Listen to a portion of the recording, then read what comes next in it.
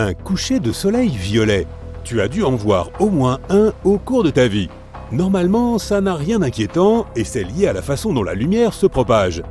La lumière produite par le soleil est blanche.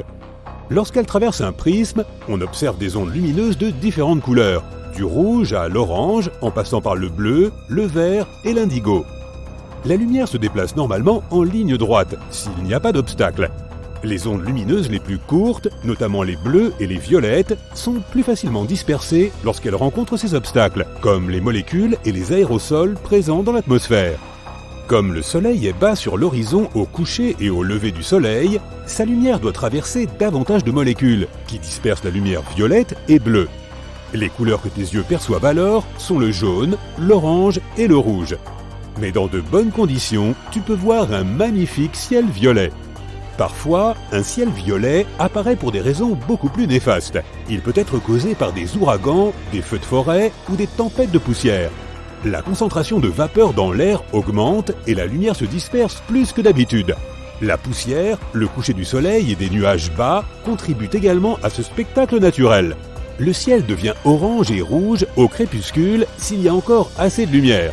Ensuite, il émet des teintes roses qui se mêlent au bleu foncé du ciel. Tu te souviens de ce qui se passe quand on mélange du rose et du bleu? On obtient du violet. Tous les ouragans ne font pas virer le ciel au violet, et essayer de prévoir si cela va se produire revient à essayer de prédire un arc-en-ciel. Pourtant, des gens ont rapporté que plusieurs ouragans majeurs avaient empourpré le ciel. Un ciel vert peut sembler tout aussi spectaculaire que le violet, mais il est lui aussi synonyme de danger. Il indique généralement qu'un orage, une tempête de grêle ou une tornade se trouve à proximité. Cette couleur unique résulte du mélange des rayons jaunes du soleil et de la lumière bleue des nuages d'orage. Tu profites d'une belle journée en bord de mer avec une brise fraîche dans les cheveux lorsque soudain tu remarques que l'eau commence à se retirer de la plage à toute vitesse. C'est le signe avant-coureur que tu dois t'enfuir le plus vite et le plus loin possible de la plage, car cela signifie très probablement qu'un tsunami est en approche. Une réaction rapide maximise tes chances de survie. Si tu remarques que le niveau de la mer monte, mais sans que cela semble trop extrême, c'est peut-être un autre signe de l'approche d'un tsunami.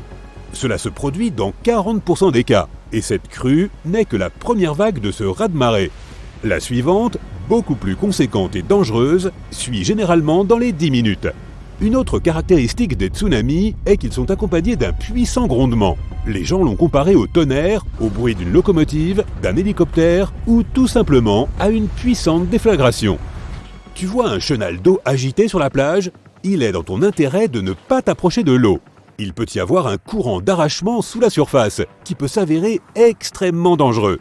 Parfois, les vagues frappent le rivage d'une manière inhabituelle, ce qui forme des courants d'arrachement. Tu peux alors observer une rupture étrange dans les vagues ou une zone dont la couleur est différente de celle du reste de l'eau. Des bouts d'algues qui partent dans tous les sens sont un autre signe caractéristique de ces courants de retour. Si tu te trouves pris dans un tel phénomène, essaie de continuer à flotter, mais ne cherche pas à aller à contre-courant. Tu ne ferais que gaspiller une énergie précieuse. Appelle à l'aide et essaie de flotter le long du rivage. Une fois que tu es sorti du courant, nage en diagonale en direction de la plage. La prochaine fois que tu apercevras des nuages de forme conique dans le ciel, rappelle-toi que c'est le bon moment pour commencer à chercher un abri. S'ils se présentent ainsi, c'est qu'un orage violent est en chemin. Mais si un nuage de cette forme commence à tournoyer sur lui-même, cela signifie qu'il est sur le point de se transformer en tornade.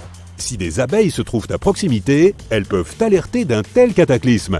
Ces petites bêtes travailleuses deviennent plus actives que d'habitude lorsqu'elles sentent qu'une tempête est en approche. Elles accélèrent pour récolter plus de nectar avant que l'orage n'arrive. Et une fois qu'elles ont terminé, elles reviennent toujours à la ruche 10 à 15 minutes avant une forte pluie.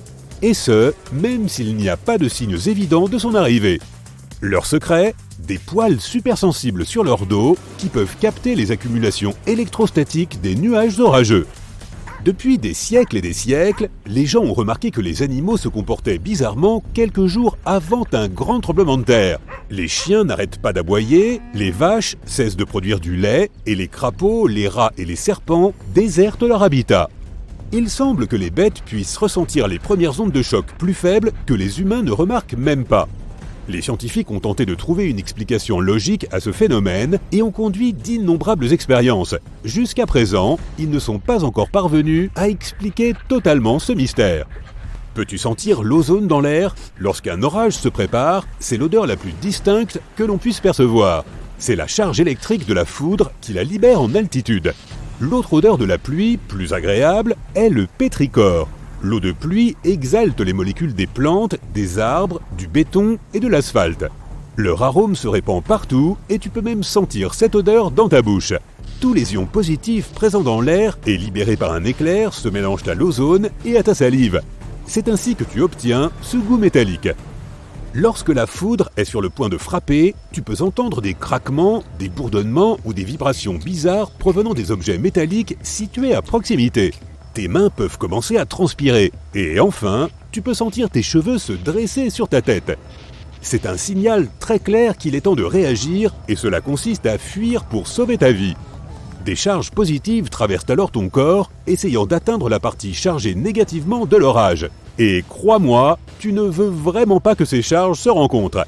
Si tu ne vois aucun abri que tu puisses atteindre rapidement, essaie de te rendre plus petit que les objets qui t'entourent. Abaisse ton parapluie et tiens-toi à l'écart des clôtures en fil de fer, des tuyaux, des rails et de tout autre objet métallique. Ne t'allonge pas sur le sol en revanche, il est probablement mouillé, ce qui signifie qu'il est un excellent conducteur d'électricité. Si tu remarques soudainement des crevasses dans l'asphalte à côté de ta maison, il pourrait s'agir d'un signe avant-coureur d'un affaissement de terrain. Inspecte ta maison de l'intérieur. La porte commence-t-elle à se coincer? Ou peut-être y a-t-il un espace qui se crée entre les murs et le plafond? Des placards et des tiroirs de cuisine inégaux, des sols inclinés, des escaliers qui commencent à pencher, des infiltrations après chaque pluie et des moulures qui se déplacent sont autant de signes qu'une doline est sur le point de s'ouvrir. Pour savoir s'il s'agit bien d'un affaissement et quel est son degré de dangerosité, il faut faire appel à un bureau d'études en ingénierie géotechnique. Si tu tombes sur une doline préexistante, tu dois rester à l'écart de la zone. Installe une clôture ou une corde afin de la rendre moins dangereuse pour les passants. Enfin, tu auras besoin de l'aide d'un professionnel pour la combler. Certains volcans hurlent lorsqu'ils sont sur le point d'entrer en éruption. Les petites secousses qui se produisent souvent au préalable génèrent un bourdonnement. Il est généralement inaudible à l'oreille humaine, mais il atteint parfois une fréquence qui permet d'entendre cet étrange grondement provenant du sol. Ce bruit est connu sous le nom de trémor harmonique. Dans le cas de certains volcans, il s'agit du bruit des bulles de magma qui vibrent lorsqu'elles traversent les fissures de la croûte terrestre, mais ce n'est pas toujours le cas. Si les scientifiques parvenaient à comprendre la cause exacte de ces hurlements volcaniques, ils pourraient créer un système limité d'alerte préalable aux éruptions.